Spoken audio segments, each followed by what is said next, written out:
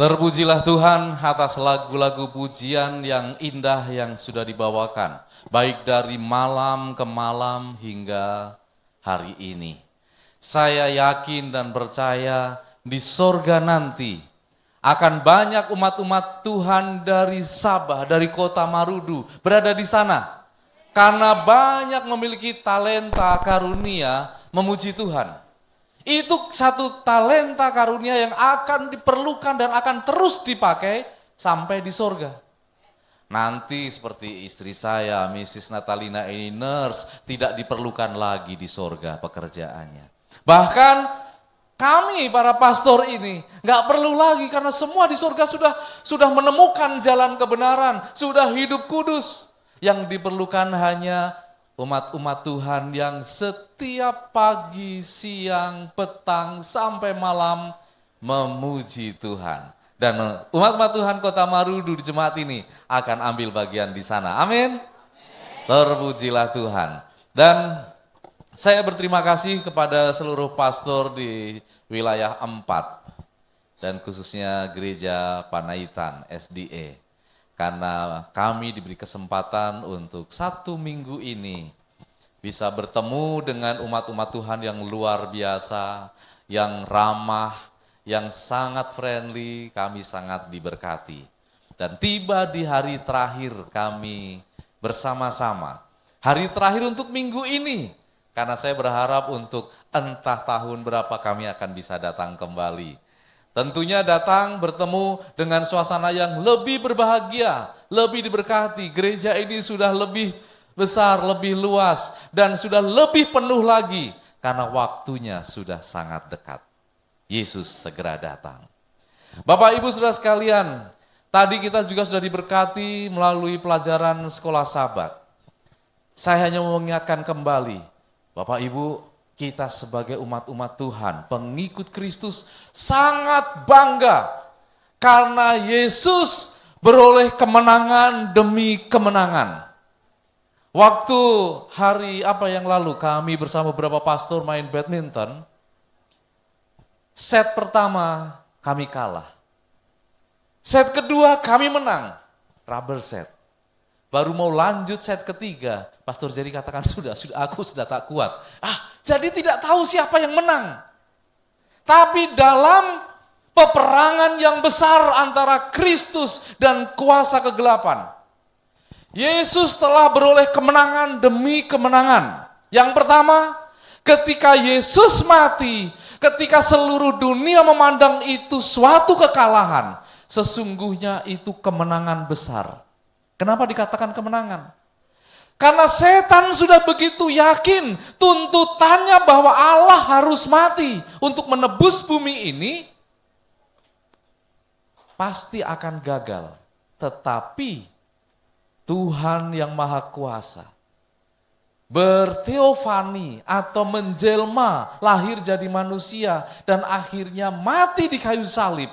Itulah kekalahan pertama iblis. Kekalahan kedua adalah ketika Yesus bangkit.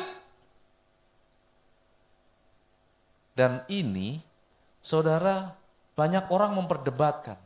Saudara-saudara Muslim katakan, itu yang disalib Yudas, yang wajahnya diserupakan dengan Yesus. Jadi Yesus langsung diangkat lagi ke surga, Yudas yang disalib. Tidak demikian. Kenapa? Apa buktinya? Saudara tidak perlu membaca Alkitab untuk melihat bukti itu. Karena pada masa itu, para sejarawan, kalau zaman sekarang mungkin para pers, wartawan, apa bahasa wartawan? Tetap sama, puji Tuhan. Para wartawan menuliskan sejarah yang peristiwa yang mereka lihat, yang terjadi. Josephus Flavius itu seorang sejarawan Yahudi yang sangat membenci kekristenan, tidak setuju dengan kekristenan, tetapi sebagai seorang penulis sejarah, dia tuliskan, Yesus seorang guru yang bijak, yang oleh karena desakan pemimpin-pemimpin agama Yahudi, mati disalibkan oleh Pilatus. Sejarah menuliskan, kalau yang menuliskan itu Pastor Agus Setiono menulis buku karena saya orang Kristen, saya akan bela itu Yesus. Tetapi ini sejarah yang menuliskan seorang Yahudi yang membenci Kristen. Dan ketika Yesus bangkit, banyak saksi mata. Alkitab tuliskan banyak yang menyaksikan, Maria, murid-murid yang lain. Bahkan ketika Yesus naik ke sorga, bukan hanya banyak orang menyaksikan, tetapi juga banyak orang ikut naik ke sorga. Dan pasti peristiwa itu tercatat di dalam sejarah, karena itu peristiwa yang sungguh-sungguh terjadi dan dilihat banyak orang. Seorang sejarawan Roma, orang Roma, bernama Tacitus menuliskan itu. Jadi ini satu kemenangan yang tidak bisa ditutup-tutupi, satu kemenangan yang tidak bisa diputarbalikkan cerita sejarah ini. Dan akan ada satu lagi kemenangan yang luar biasa yang akan Yesus tegaskan kepada sang kuasa kegelapan. Yaitu nanti setelah Dia datang menjemput kita, kita akan hidup tinggal 1000 tahun bersama Dia di sorga. Lalu kita akan kembali dan berada di awan-awan. Setelah itu, semua malaikat iblis dan semua orang-orang pengikutnya akan dibinasakan. Dan itulah kemenangan yang tuntas. Berakhirlah sejarah dosa. Betapa luar biasanya Tuhan kita. Jadi kalau saudara belum memiliki kebanggaan sebagai orang Kristen, renungkan hal ini. Tidak ada agama lain, tidak ada ajaran lain yang menjanjikan dan memberikan jaminan kemenangan yang luar biasa. Hanya Yesus Kristus yang memberikan. Kenapa Dia mau memberikannya untuk kita? Karena Dia adalah sahabat kita. Dia bukan hanya katakan, aku ini Bapakmu, aku ini Allahmu. Tetapi Dia jauh lebih dekat, Dia ini sahabat kita. Saya mau minta izin, saya menemukan video kami sekeluarga, waktu anak-anak masih kecil. Vian, Angie masih kecil, kalau istri saya memang dari dulu kecil terus. Kami masih, beberapa waktu yang lalu kami sempat membuat rekaman karena COVID di rumah terus, jadi kami membuat rekaman. Ini satu lagu dengan alat musik khas Jawa, Indonesia, yaitu keroncong. Saya yakin banyak yang sudah dengar dan tahu juga, mungkin boleh memainkan musik keroncong. Kami memainkan satu keluarga, tapi ada satu pesan, permohonan ini. Pastor Jerry, 1 minggu di sini, belum pernah sedikit pun saya mendengar lagu pujian yang dibawakan dalam bahasa dusun. Bercakap-cakap pintar, tapi kenapa tidak ada yang menyanyikan pakai lagu dusun? Nah, semoga nanti pas setelah kita mau ada waktu soal jawab, syaratnya tidak ada persoalan yang saya akan jawab kalau saya tidak mendengar satu lagu dusun.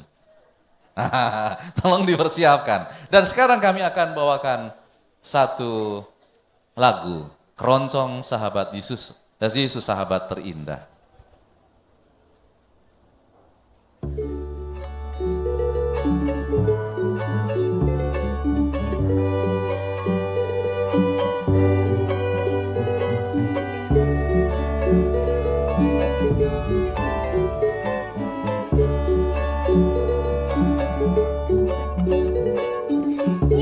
Yesus sahabat terindah.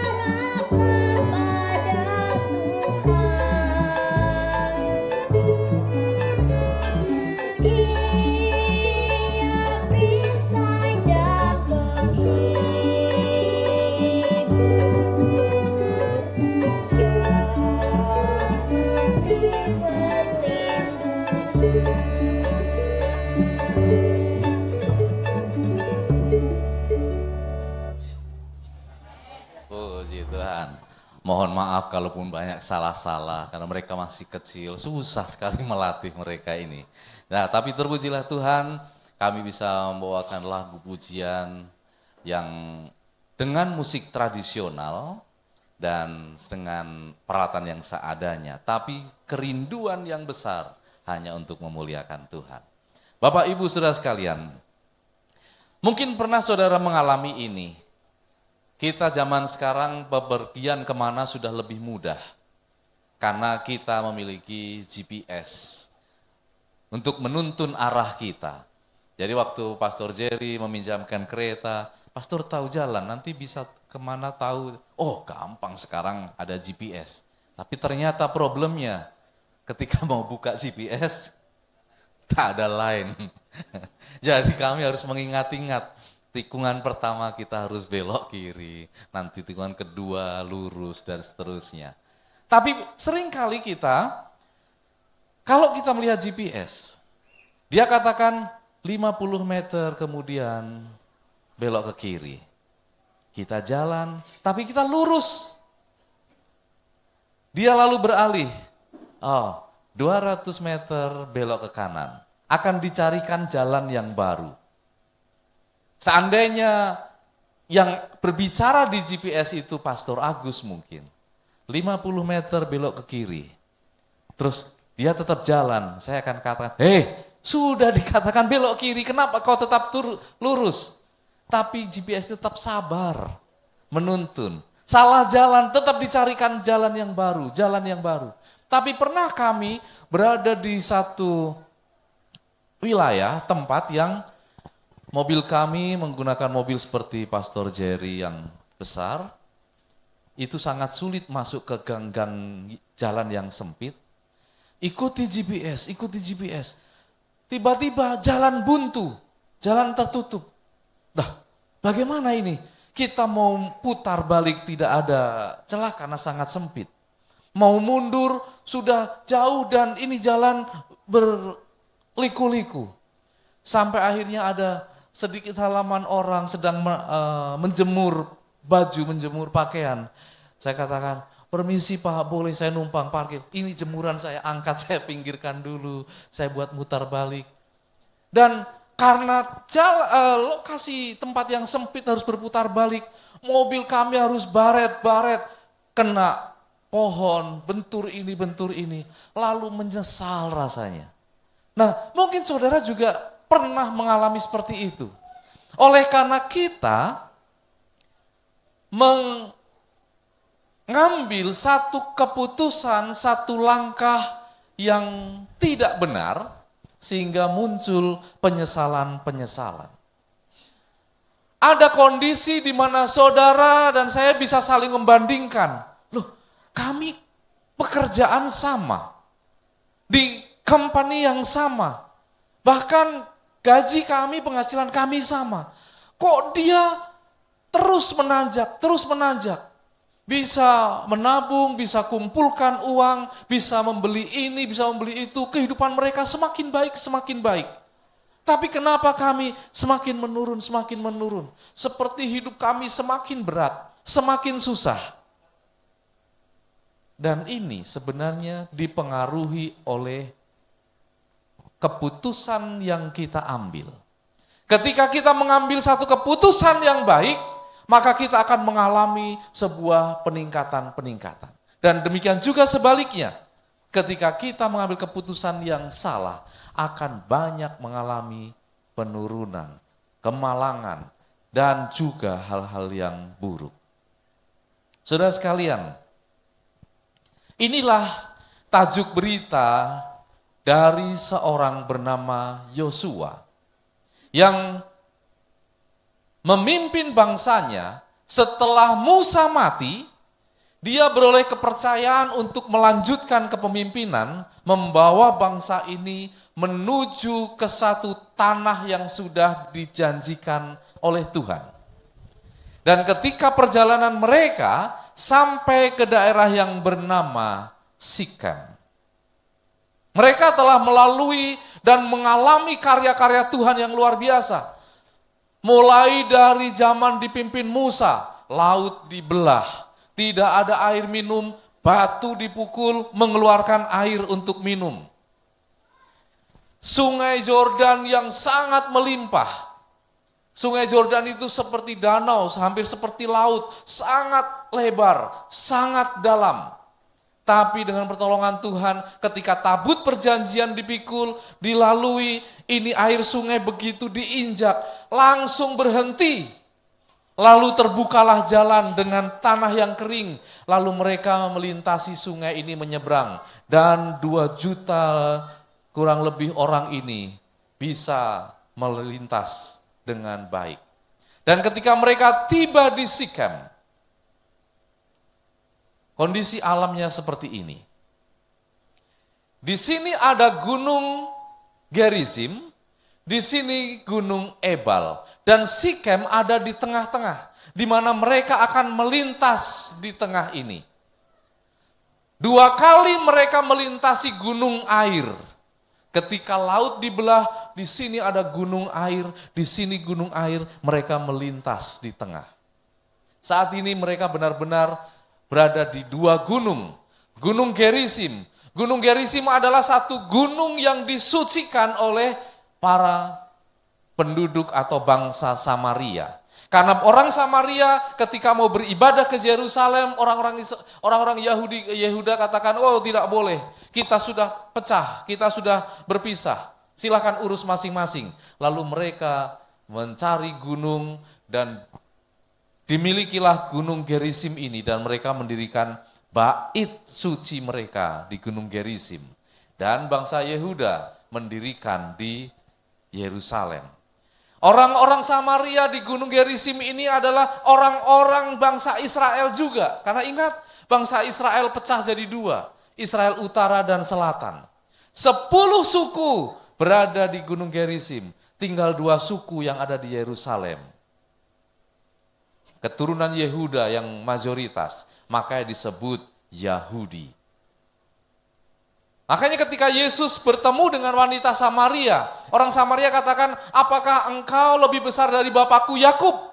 Karena memang bapa leluhur mereka sama-sama keturunan Yakub, keturunan Israel. Saudara sekalian, pada peristiwa di mana mereka sedang berada di Sikem ini, kita bisa membuka dalam Alkitab kita, Yosua pasal 8, ayat 30 sampai 32. Pada waktu itulah Yosua mendirikan mezbah di gunung Ebal bagi Tuhan Allah Israel. Jadi mendirikan mezbah di gunung ini. Seperti yang diperintahkan Musa, hamba Tuhan, kepada orang Israel. Menurut apa yang tertulis dalam kitab hukum Musa. Dan saya lanjutkan ayat 32. Dan di sanalah di atas batu-batu itu dituliskan Yosua salinan hukum Musa. Yosua memiliki roh yang berbeda dari manusia-manusia yang lain. Pada zaman itu, pada zaman bangsa-bangsa timur dekat, yang kehidupan kuno, ketika mereka masuk ke satu wilayah baru, memenangkan satu peperangan, menguasai wilayah ini, maka mereka akan mendirikan batu sebagai monumen. Waktu yang lalu kami diajak ke Tip of Borneo. Di sana ada satu monumen besar berbentuk seperti bulatan bumi, lalu seperti kamera CCTV itu, ada tulisan, ada gambar pulau Borneo, dan dia kasih ujungnya inilah Tip of Borneo. Itulah prasasti, itulah monumen yang dibuat setiap orang, setiap bangsa ketika mereka beroleh kemenangan. Tetapi Yosua ketika beroleh kemenangan masuk ke Mount Ebal, dia tidak mendirikan satu monumen, disinilah ditandangani oleh Presiden Sabah Mission contohnya. Disinilah berdiri gereja, Panaitan dan sebagainya. Tidak, Yosua tuliskan 10 hukum Musa. Sebagai prasasti, sebagai monumen untuk mengingatkan semua bangsa bahwa kemenangan kita, keberhasilan kita, berkat-berkat yang kita terima bukan karena kuat kuasa kita, tapi karena kasih karunia Tuhan. Lihat perbedaan roh atau jiwa, spirit, semangat yang dimiliki oleh Yosua. Dan di Mount Ebal ini, yang tertulis dalam kitab Ulangan tadi. Kita melanjutkan dalam pasal ayat 33 dan 34. Ada satu hal yang terbaik. Seluruh orang Israel, para tua-tuanya, para pengatur pasukannya, dan para hakimnya berdiri sebelah menyebelah tabut, berhadapan dengan para imam yang memang suku Lewi. Para pengangkat tabut perjanjian itu, baik pendatang maupun anak negeri, setengahnya menghadap ke gunung Gerizim, dan setengahnya lagi menghadap ke gunung Ebal. Tabut perjanjian ada di tengah, di Sikem.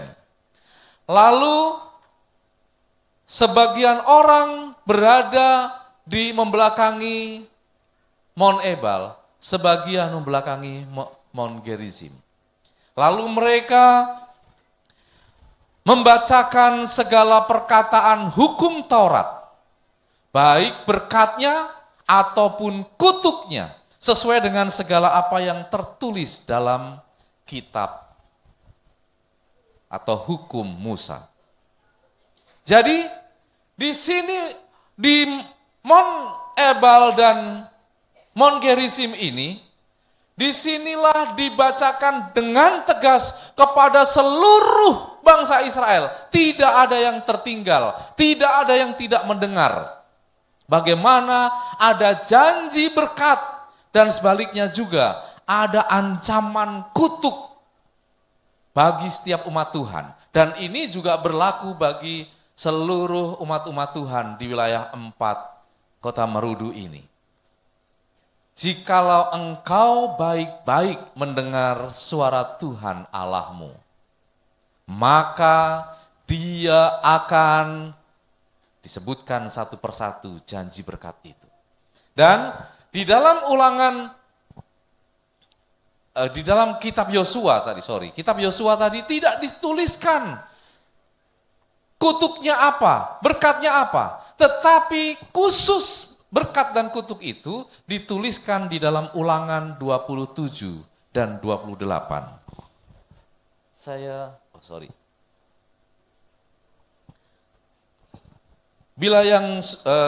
Ketika saudara sudah menemukan di dalam Ulangan 27 mulai ayat 11, ke-12 ucapan kutuk. Pada hari itu Musa memberi perintah kepada bangsa itu, sesudah kamu menyeberangi sungai Yordan, maka mereka inilah yang harus berdiri di gunung Gerizim untuk memberkati bangsa itu. Dan seterusnya, maka haruslah orang-orang Lewi mulai bicara dan mengatakan kepada seluruh orang Israel dengan suara nyaring. Ayat 15, terkutuklah orang yang membuat patung pahatan atau patung tuangan, suatu kekejian bagi Tuhan, buatan tangan seorang tukang. Ayat 16, terkutuklah orang yang memandang rendah ibu dan bapaknya. Terkutuklah orang yang menggeser batas tanah sesamanya, dan terus semua kutuk-kutuk itu diingatkan. Kalau saudara punya tanah sebatas tembok itu, lalu kita dengan sengaja tembok itu dirubuhkan, lalu kita majukan 10 kaki ke sana. Ini firman Tuhan katakan terkutuk bagi kita. Dan berkatnya apa? Di ayat pasal ke-28, jika engkau baik-baik mendengarkan suara Tuhan Allahmu dan melakukan dengan setia segala perintahnya, yang kusampaikan kepadamu hari ini, maka Tuhan Allahmu akan mengangkat engkau di atas segala bangsa. Segala berkat ini akan datang kepadamu. Ayat ketiga, diberkatilah engkau di kota dan diberkatilah engkau di ladang.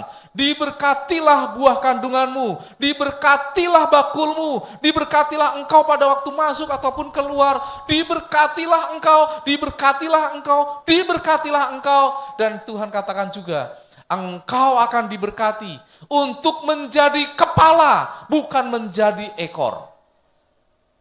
Nah, saya mau sampaikan, jangan dengarkan dulu yang latihan pakai bahasa dusun itu ya. Terima kasih langsung sudah direspon dengan baik. Tapi seharusnya mereka lebih baik mendengarkan firman Tuhan lebih dahulu.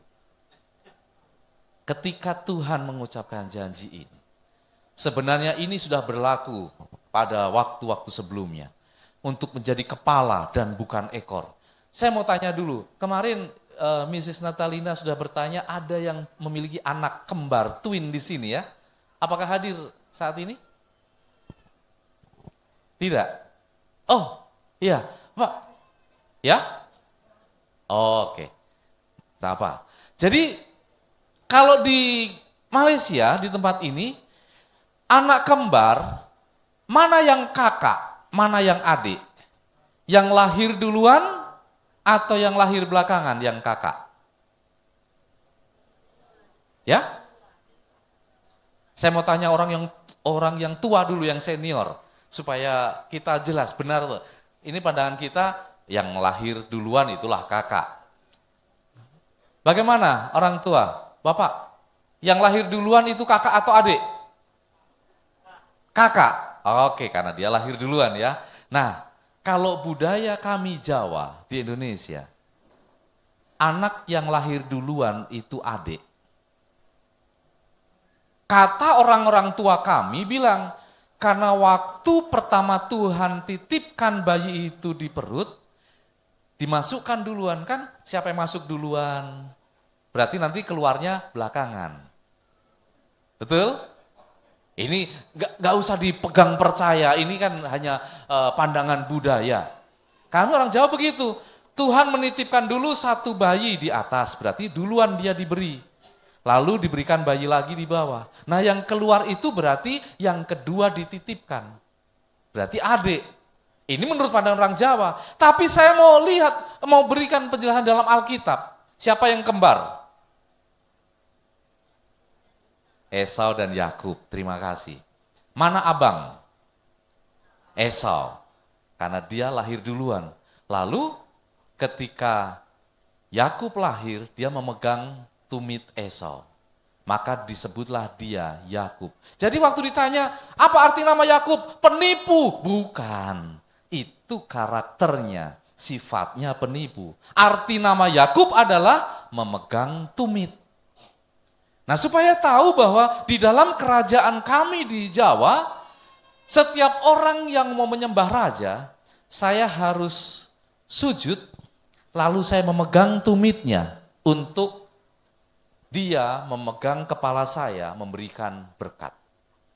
Jadi memegang tumit itu identik dengan pengikut, orang bawahan, orang rendahan, ekor.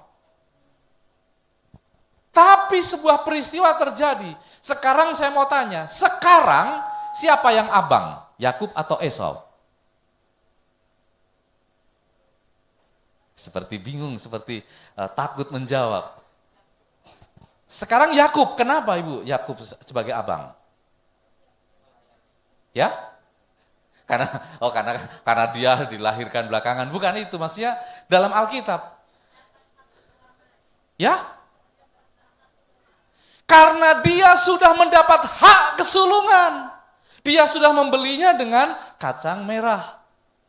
Sup kacang merah. Dia sudah jadi abang. Sejak saat itu dia sudah beralih jadi abang. Makanya dari peristiwa itu orang-orang Jawa, bukan orang Kristen ini, orang-orang Jawa di Indonesia. Tidak memiliki agama, hanya percaya kepada Tuhan. Tapi mereka ternyata pembaca-pembaca kitab Taurat. Oh ternyata kalau adiknya itu jadi abangnya. Jadi yang lahir kedua itu, itulah abang. Itu ceritanya. Jadi Yakub yang lahir belakangan jadi abang karena dia telah membeli hak kesulungan. Dan ketika dia bergumul melawan Tuhan, dia beroleh kemenangan. Tuhan katakan, mulai hari ini namamu bukan Yakub. Mulai hari ini engkau sudah bukan pemegang tumit. Mulai hari ini engkau bukan lagi ekor, tetapi engkau yang diberkati. Engkau adalah kepala. Nah, ini janji Tuhan dalam berkat-berkatnya.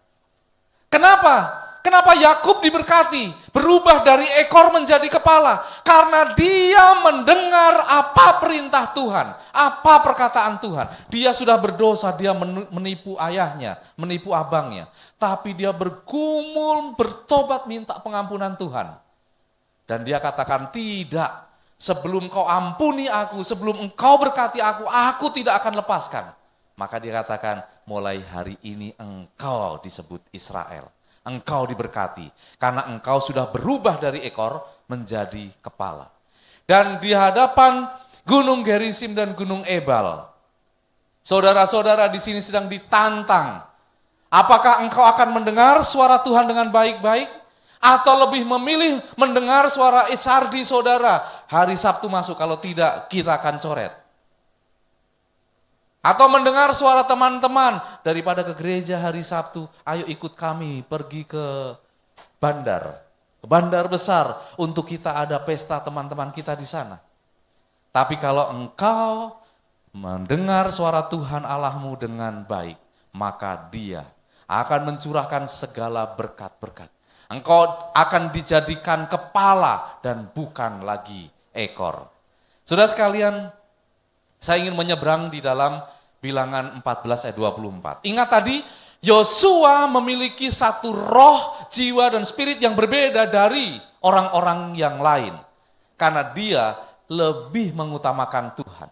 Dia tidak mau mencari kebanggaan diri bahwa ini prasasti. Oleh karena Yosua memimpin bangsa ini beroleh kemenangan, tanda tangan, sign Yosua. Tidak. Dia utamakan hukum Tuhan. Supaya semua orang tahu ini pemberian Tuhan. Lalu bagaimana dengan Bilangan 14 ayat 24? Dalam kitab itu dituliskan, ada yang boleh membaca? Nona, ada mic di situ, boleh baca? Bilangan 14 ayat 24.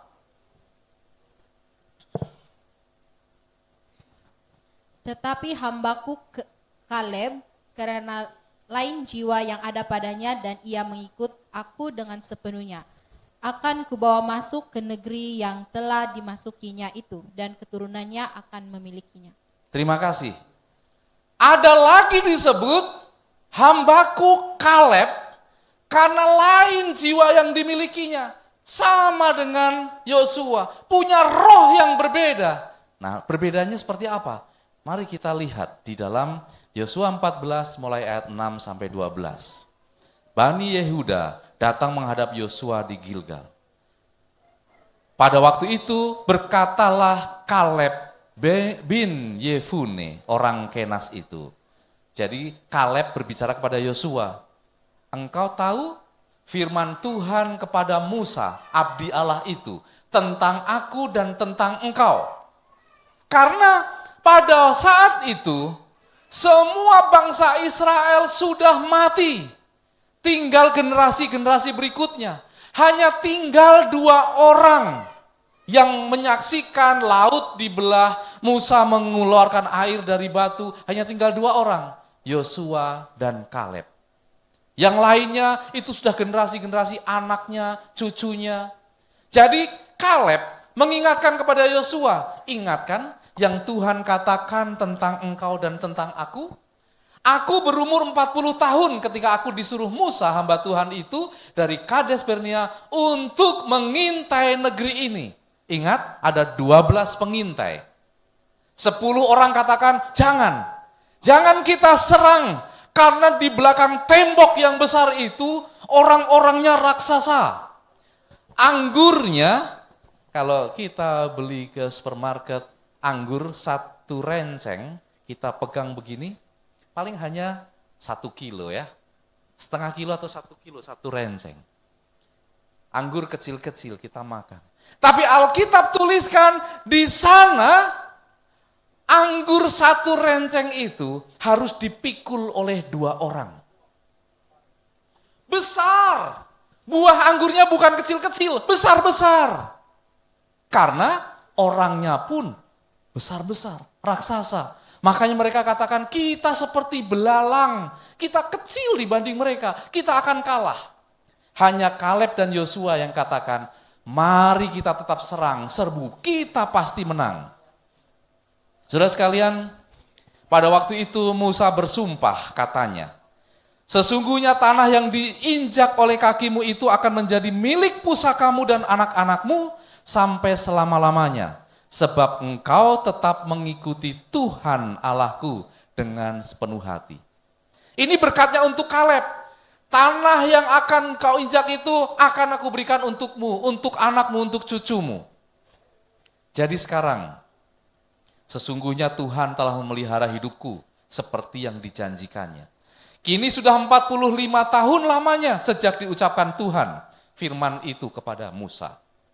Dan sekarang, telah berumur 85 tahun aku hari ini. Seperti kekuatanku pada waktu itu, demikianlah kekuatanku sekarang. Enggak berubah, aku tetap masih bisa berperang. Yang berikutnya, oleh sebab itu, berikanlah kepadaku pegunungan yang dijanjikan Tuhan pada waktu itu, sebab engkau sendiri mendengar pada waktu itu. Kaleb menuntut kepada Yosua, ingatkan janji Tuhan, tolong berikan itu untukku. Padahal saudara tahu, tempat itu masih dikuasai oleh tentara-tentara yang perkasa. Tapi Kaleb katakan, aku masih kuat berperang seperti dulu. Aku akan kalahkan mereka dan akan ambil wilayah itu. Kenapa Kaleb begitu yakin?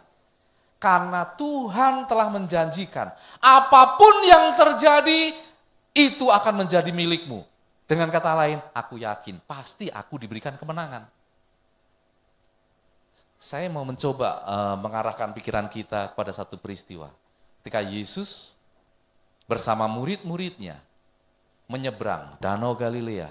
Danau Galilea itu tidak seperti yang kita pikirkan, danau, kecil. Itu seperti laut. Ombaknya kalau pas musim angin, ombaknya bisa sebesar seperti di laut.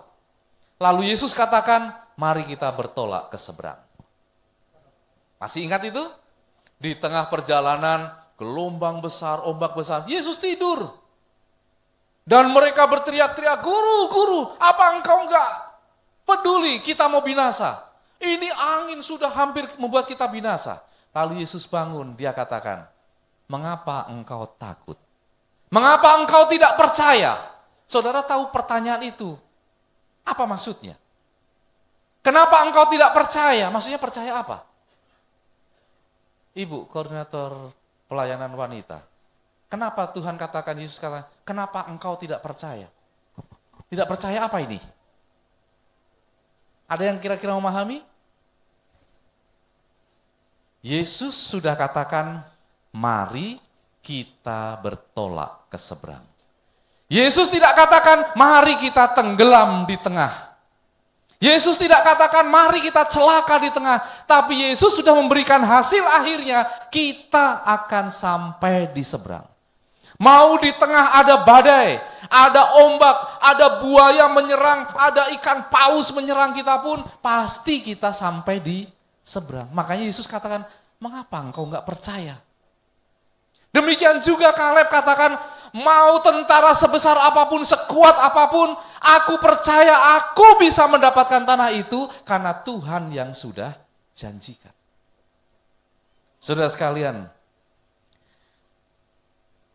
apa yang dikatakan oleh Kaleb, kalau Bapak Ibu baca tadi dari semua yang saya bacakan ayat ini, berulang kali Kaleb mengatakan karena Tuhan karena Tuhan, karena Tuhan. Sampai kurang lebih 12 kali. Berarti isi pikiran Kaleb hanya dipenuhi oleh tentang Tuhan.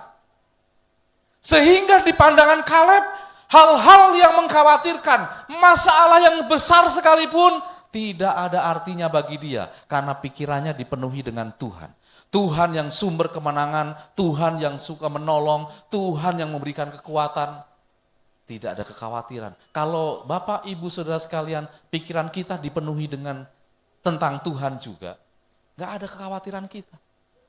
Walaupun nanti tanggal 25 kita sudah harus bayar anak di university, bayar sekolah, bayar ini dan sebagainya. Sekarang belum ada uang. Kalau pikiran saudara dipenuhi tentang Tuhan, semuanya aman. Amin. Nah, oke. Kenapa saya mau kilas balik? Kaleb. Dia disebut memiliki jiwa yang lain, seperti Yosua. Hanya 2 orang, yang 10 yang mengatakan, jangan masuk ke sana, ngeri kita, takut. Kita seperti belalang, mereka besar-besar, tentara mereka tinggi badannya, raksasa. 10 orang itu sudah mati duluan. Hanya tinggal Kaleb dan Yosua, yang pikirannya dipenuhi dengan Tuhan. Tapi 10 orang pengintai itu masuk akal. Coba bayangkan, ini tembok Jericho. Zaman itu ya, kalau zaman sekarang hanya tinggal lempar satu dinamit, bisa roboh ini. Tapi zaman itu, mau kekuatan apa bisa runtuhkan ini tembok? Susah. Tidak punya peralatan. Belum lagi di baliknya ada tentara-tentara yang siap. Di atas ada tentara yang siap. Ini panah, lempar tombak. Makanya 10 orang ini pengintai katakan, tidak. Kita akan kalah. Belum lagi, tadi saya katakan anggurnya. Orangnya tinggi-tinggi. Saya mau berbagi supaya tahu gambarannya ya. Ini saya bersama orang Yahudi. Normal. Saya tidak terlalu pendek, tidak tinggi juga. Orang-orang Yahudi, saya foto sama mereka, tidak malu saya, sama. Dan kalau dalam catatan sejarah, Yesus itu kurang lebih tingginya 178. Kalau di Indonesia, di sini mungkin dia udah bisa, boleh pintar main basket karena cukup tinggi. Tapi bagi orang-orang zaman itu, standar. Semakin modern, semakin pendek ini orang-orang, kan kita, ukuran kita. Ini Ini orang Yahudi, ini orang Palestina, saya berfoto dengan mereka sama juga. Tapi saya bertemu dengan orang Jericho. Lihat ini orang Jericho. Saya mau ingatkan, raksasa-raksasa Jericho, raksasa-raksasa Kanaan sudah musnah. Tetapi anak turunnya, gen raksasa itu masih muncul kepada orang-orang modern. Dan ini saya. Tadi bandingkan dengan orang Yahudi, dengan orang Palestina, ini orang Jericho dewasa. Dan ini yang membuat saya sakit hati. Anak ini umur 13 tahun. Tapi saya melihat pun sudah begini. Dan waktu kita berfoto, saya seperti diredahkan sekali, dia peluk saya seperti peluk adiknya. Saya tanya sepatu mereka, berapa ukuran sepatu? Anak ini ukuran sepatu 46, bapaknya 48. Ada yang ukuran sepatu, siapa paling besar kasut kita? 46, 48. Pantas kalau 10 pengintai itu begitu melihat, ini yang orang modern yang sudah musnah, yang aslinya pada zaman itu besar tinggi seperti Daud melawan Goliat. Wajar kalau mereka takut. Tetapi Kaleb dan Yosua tidak ada rasa takut, tidak ada gentar, karena pikiran mereka dipenuhi tentang Allah. Pikiran yang dipenuhi tentang Allah itu luar biasa. Memang banyak alasan kita untuk takut, untuk cemas, untuk khawatir karena kita bisa gagal. Tapi kalau pikiran kita dipenuhi dengan pikiran tentang Allah, tentang Yesus, maka kita akan menyaksikan kebesaran-kebesaran kuasa Allah. Hebron yang diminta oleh Kaleb, tanah yang disebut oleh Kaleb itu adalah satu tempat yang istimewa. Karena Abraham, bapa leluhurnya, itu dikubur bersama Sarah di tanah Hebron. Demikian juga Ishak dan Ribka juga dikubur di tanah Hebron. Sehingga ketika Kaleb beroleh hak untuk memilih tanah mana yang akan dia ambil, dia memilih ini. Karena ini tanah kudus. Tanah yang memiliki momen secara rohani.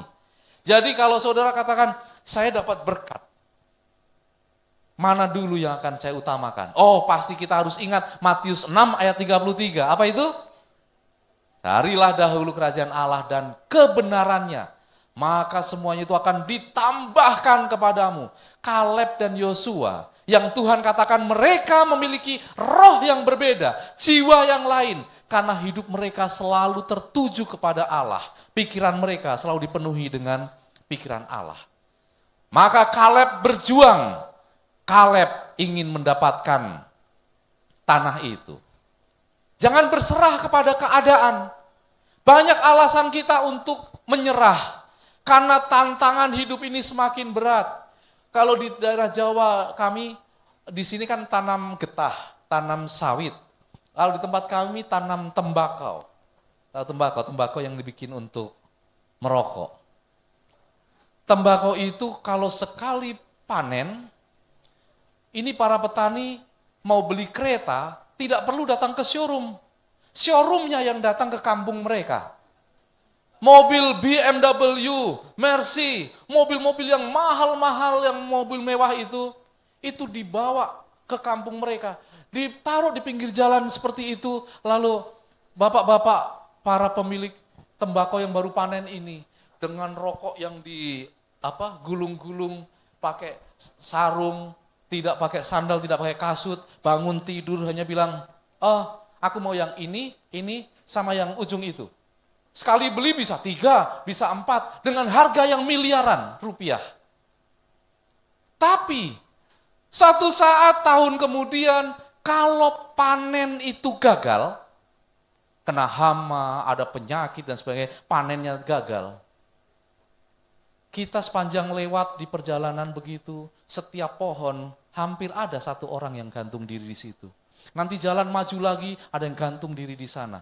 Karena mereka menyerah, mereka sudah banyak hutang, pinjam modal, punya keyakinan nanti begitu panen, kita bayar semua hutang, lalu kita beli mobil-mobil baru, beli rumah.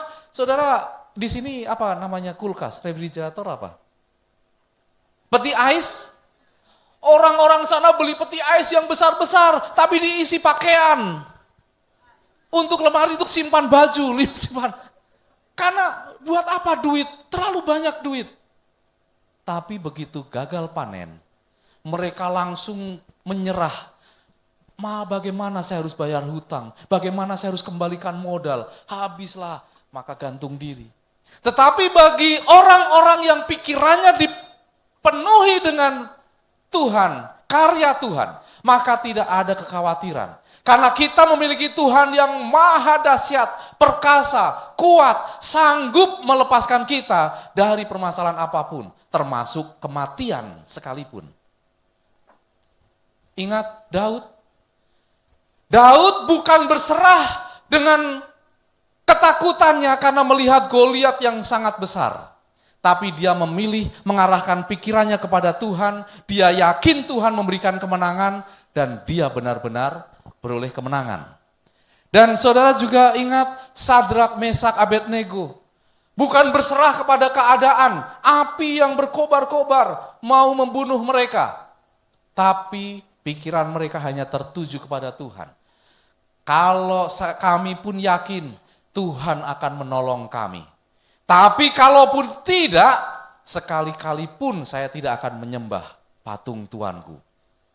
Ini prinsip-prinsip orang-orang yang pikirannya dipenuhi dengan kuasa kebesaran Tuhan. Seperti Kaleb, Yosua. Kaleb ingin melakukan sesuatu yang besar untuk Tuhan. Saat ini pun Tuhan memanggil saudara. Sedang menawarkan kepada saudara, apakah engkau mau melakukan sesuatu yang besar bagi Tuhan? Kaleb, Yosua, Daud, Sadrak, Mesak, Abednego, dan semua tokoh-tokoh Alkitab mengarahkan pandangannya kepada Tuhan dan mereka beroleh kemenangan demi kemenangan. Kalau saudara masih merasa punya masalah yang besar, punya tantangan yang besar, ini kami ada problem yang sulit, ada solusi jalan keluar, berarti pandangan saudara tentang Tuhan masih terlalu kecil. Karena itu akan otomatis pandangan saudara, keyakinan saudara tentang Tuhan semakin besar, maka persoalan, masalah, tantangan akan terlihat semakin kecil bagi saudara. Karena Tuhan yang ada dalam pikiran kita, yang dalam iman kita, yang akan menyelesaikan segala urusan kita, masalah kita untuk kemenangan kita. Namun seringkali kita memiliki halangan-halangan. Kita banyak halangan untuk bisa merasakan pikiran yang dipenuhi kuasa Tuhan. Untuk mengalami satu perubahan, saya sudah berani ambil keputusan. Anak-anak muda sudah berdiri, saya sudah berani ambil keputusan. Saya mau ikut Yesus, saya mau menjadi pengikutnya, saya mau melayani dia. Tapi dalam berjalannya waktu, ada halangan-halangan yang dihadapi. Nah saudara sekalian, pernah tahu ada virus di komputer, zaman dulu saya nggak tahu apakah sekarang masih ada para pastor. Ada virus namanya Trojan. Ada ya? Itu virus itu jahat.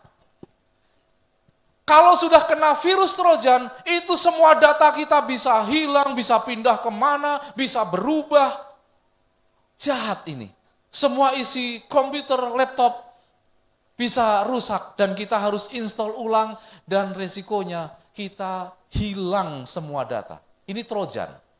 Tapi virus Trojan selama laptop kita, komputer kita tidak pernah berhubungan dengan device lain, flash disk, colok ke USB, atau melalui internet, atau melalui audio. Selama tidak terkoneksi seperti itu, aman. Karena virus Trojan hanya bisa masuk melalui device yang terkoneksi dengan laptop atau komputer kita. Dan sebenarnya virus Trojan ini diambil dari sebuah peristiwa. Kalau di Indonesia disebut kuda Troya atau Trojan horse. Jadi dulu di tahun 130-an Masehi, tentara Yunani ini kan perang terus antara Sparta dan Athena. Suatu saat ketika Ratu Helen, ini istri dari pangeran dari kota Troya, ditawan oleh musuh, oleh tentara oleh tentara di lain seberang. Lalu Sparta dan Athena bersatu untuk ayo kita serang, kita rebut lagi sang ratu. Dan perang itu telah terlaksana sekitar 10 tahun, tapi Yunani tidak bisa mengalahkan musuh dan merebut sang permaisuri atau sang ratu. Lalu akhirnya ada seorang bernama Odyssey. Ada kereta Honda Odyssey di Indonesia. Odyssey itu artinya sangat cerdik. Odyssey memberikan satu ide. Kita buat patung, mana tadi? Ada patung kuda yang sangat besar. Lalu kuda ini ditaruh di pintu gerbang kota. Di kota Troya. Dan di dalam patung kuda itu sudah bersembunyi 40 tentara terbaik, tentara pilihan. Lalu setelah itu semua tentara Yunani ditarik mundur. Ditarik mundur, orang-orang Troya dari atas tembok melihat, "Oi, mereka mundur, kita sudah menang." Diintai di mana? Oh, sudah mundur jauh, kita menang. Lalu bersorak-sorai. Lalu ada yang melapor, Tuan, di luar sana ada sebuah patung kuda yang sangat besar milik mereka, yang ditinggalkan karena mereka sudah lari dengan ketakutan. Ayo kita bawa masuk patung kuda itu. Dan kita taruh di tengah-tengah kota untuk perayaan kemenangan kita. Jadi kuda itu ditarik masuk melalui pintu gerbang, ditaruh di tengah kota, tentara Yunani sudah menghilang. Ketika mereka berpesta pora sepanjang malam dalam kemenangan, ketika mereka sudah mabuk, sudah lelah, malam itu tidur dengan nyenyak. Dari patung kuda itu keluarlah 40 tentara yang sudah bersembunyi. Dan tentara itu langsung membuka pintu gerbang yang tadinya selalu dikunci. Dan tentara Yunani yang sepertinya sudah pergi ternyata hanya bersembunyi. Langsung datang lagi kembali menyerang di malam itu. Malam itu kota Troya di bumi hanguskan, dibakar habis dan semua tentaranya dibunuh. Dan itulah kemenangan luar biasa Yunani melalui patung kuda Troya atau Trojan Horse. Sehingga dalam sejarah Romawi, dalam sejarah dunia dituliskan ini peperangan paling licik. Apa paling licik? Yang paling curang. Paling curang, tapi memang peperangan yang penting harus menang, dengan cara apapun harus menang. Sehingga Ratu Helen bisa dibawa kembali. Dan ini tercatat dalam sejarah. Dan saya mau katakan, dalam kehidupan saudara dan saya, hati-hati dengan Trojan rohani. Sesuatu yang masuk dalam hidupmu, lalu memporak-porandakan, merusak semua hidupmu. Hati-hati membaca atau membuka Google. Google itu buah pengetahuan baik dan jahat. Kau makan itu, mati kamu. Jadi pastikan kalau membaca, mencari kebenaran dari sumber-sumber yang terpercaya. Para pastor, Alkitab sendiri, tulisan-tulisan roh nubuat. Selain itu hati-hati. Kalau itu sudah terlanjur kita baca, terlanjur kita yakini, ternyata itu salah, itu akan segera merusak pikiran kita. Makanya zaman modern ini muncul banyak orang-orang musuh Seventh Day Adventist. Mantan bekas anggota gereja Seventh Day Adventist. Karena mereka sakit hati, karena mereka terlalu banyak membaca yang salah. Sehingga mereka katakan, oh Seventh Day Adventist salah, yang benar ini. Lalu mereka terus menyerang-nyerang gereja. Itulah Trojan. Berhati-hati kita dengan virus-virus seperti itu. Banyak orang, pendeta sekalipun mengatakan, ini firman Tuhan mengatakan demikian, engkau harus percaya. Jangan mudah percaya. Pastikan kita juga flashback, kembali baca, benar enggak yang disampaikan. Termasuk ketika pendeta, Pastor Agus ini berbicara, di rumah pastikan baca kembali, benar atau tidak yang disampaikan. Karena kalau tidak benar, kita terima, celaka, binasa kita. Saya mau tanya, bagaimana cara membedakan ringgit yang asli dan yang palsu? Ya? Bagaimana? Kalau di Indonesia ada cara, di kerajaan atau pemerintah umumkan. Supaya kita tahu ini uang palsu, kita harus lihat, kita terawang, karena ada seperti benang atau pita yang sebagai ciri khas itu asli, lalu diraba, karena kalau yang palsu itu, yang tidak asli akan terlihat kertasnya berbeda, tetapi kalau yang asli ada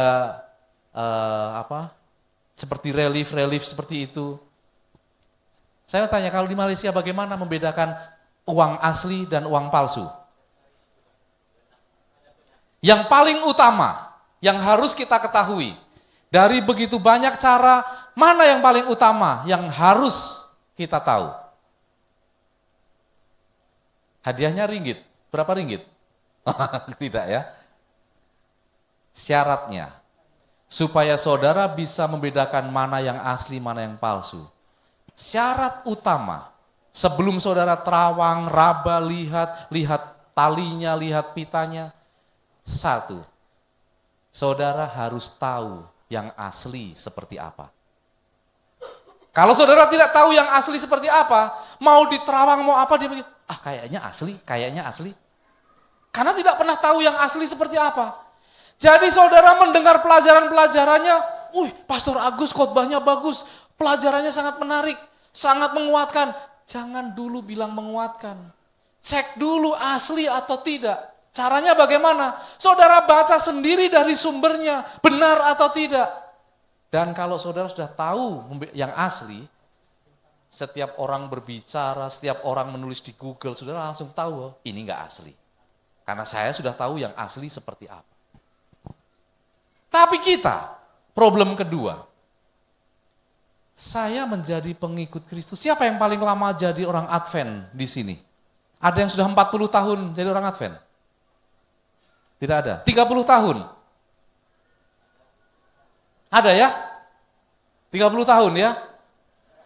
Apa yang dirasa? Apa yang dirasa setelah sekian lama jadi orang Advent, apa yang dirasa? Saya merasakan banyak orang mengeluh begini. Pastor, sepertinya enggak ada hal-hal yang kami rasakan. Pagi kami morning worship. Di sini morning worship biasanya lagu apa yang dinyanyikan di rumah? Yang tanpa harus membuka buku, kita udah hafal. Kalau di Indonesia, waktu pagi ya Tuhanku, dengarlah suaraku. Itu otomatis walaupun mata sambil ngantuk, sambil begini-begini nyanyi. Ada juga lagu yang seperti tadi, Yesus sahabat terindah. Ibu-ibu menggendong bayinya sambil menyusui, sambil tepuk-tepuk. Yesus sahabat terindah. Tapi sepertinya tidak ada hal yang dirasa. Apa? Bukannya waktu saya menyanyi, tidak ada ini bulu kuduk ini berdiri. Atau ketika saya menyanyi, saya berkata-kata dalam kuasa Tuhan, lalu saya bisa, tidak ada. Lalu apa bedanya? Ada satu hal yang menjadi rahasia Bapak Ibu. Sepertinya saudara setiap Sabat ke gereja, pulang seperti nggak ada perubahan apa-apa. Morning worship setiap pagi, setiap petang, kok seperti nggak ada rasa apa-apa.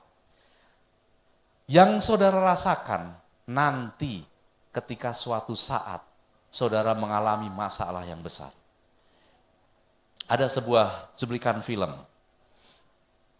Ada dua orang kakak beradik, seorang Jerman bernama Barbara. Barbara ini kakak umur 12 tahun, seumuran anak perempuan saya, 12 tahun. Adiknya bernama Regina, umur 9 tahun.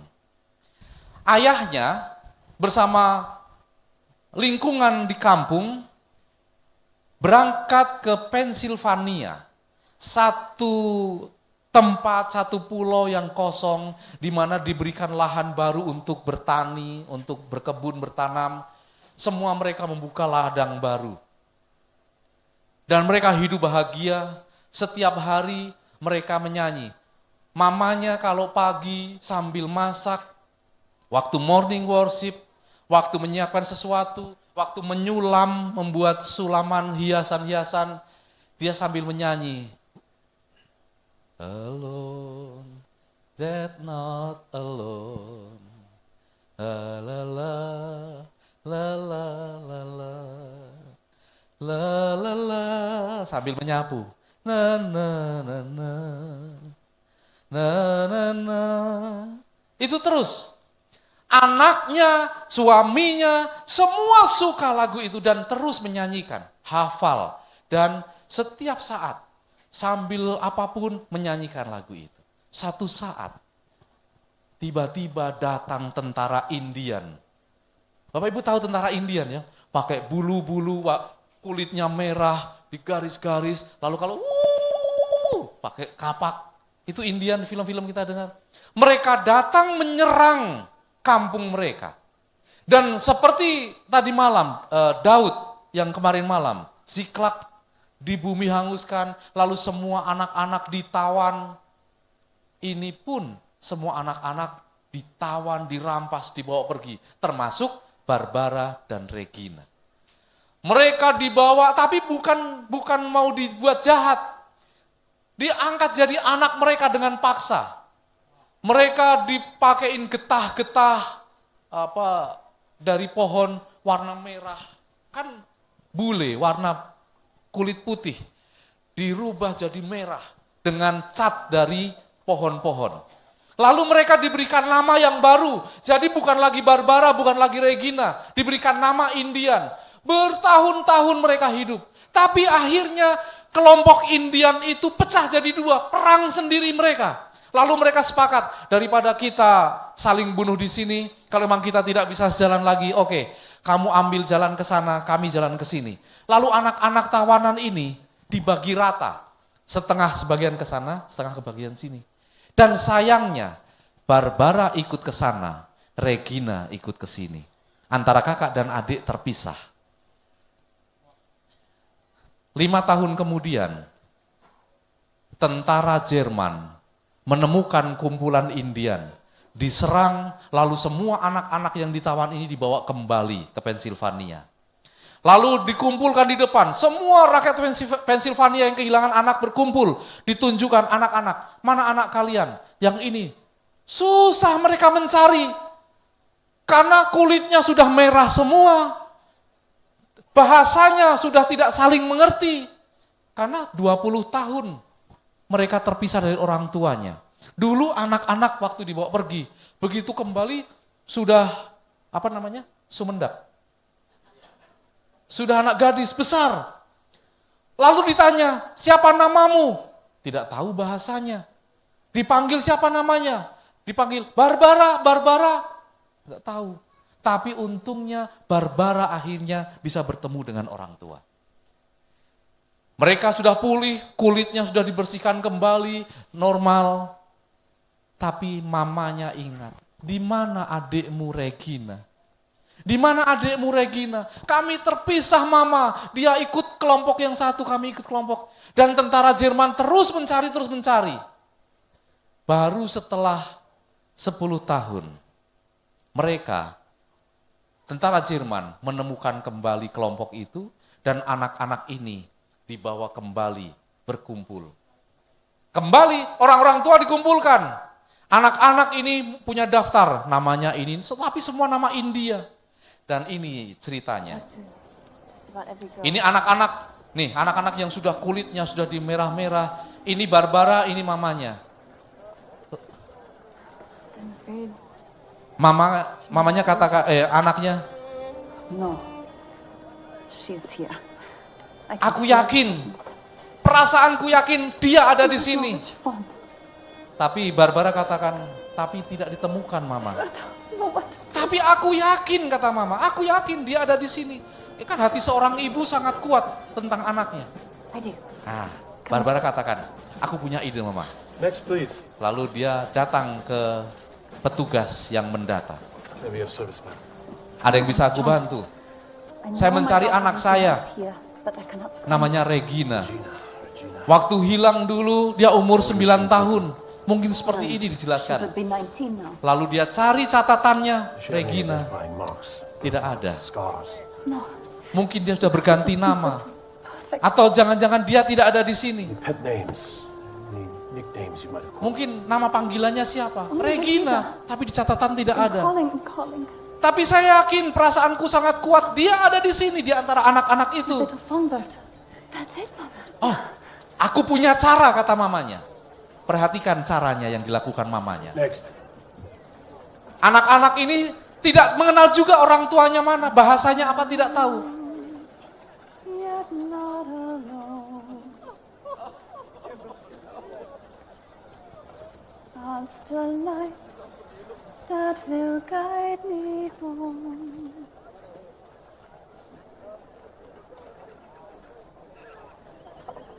It is love and tenderness leading through the wilderness. In any land I roam, Ada seorang anak yang ingat dengan senandung lagu itu. I'm alone. Lalu dia ingat masa kecilnya. Mamaku selalu menyanyikan lagu ini. Dan dia yakin ini mamanya.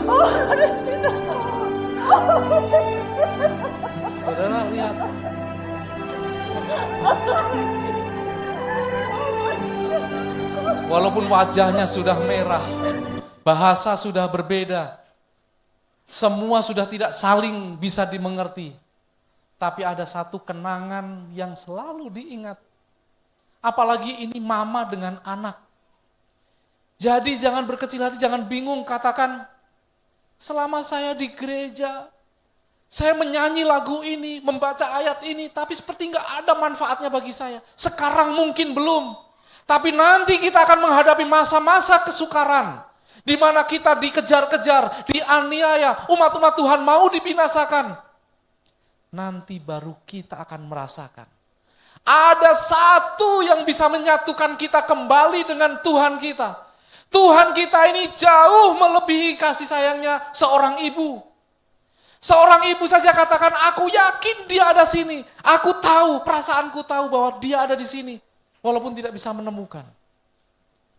Tuhan pun memiliki keyakinan yang sama.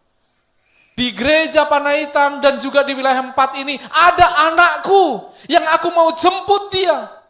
Dan nanti ketika dia datang, kita tidak mengenali bahasanya, kita tidak mengerti siapa dia, kita tidak bisa kenal wajahnya. Tapi ketika dia menunjukkan satu tanda, dan kita juga memiliki meterai itu, kita akan berdiri seperti Regina tadi. Mama! Bukan karena saya kenal wajahnya, bukan karena saya pernah berjumpa dengan dia, tapi ada satu tanda.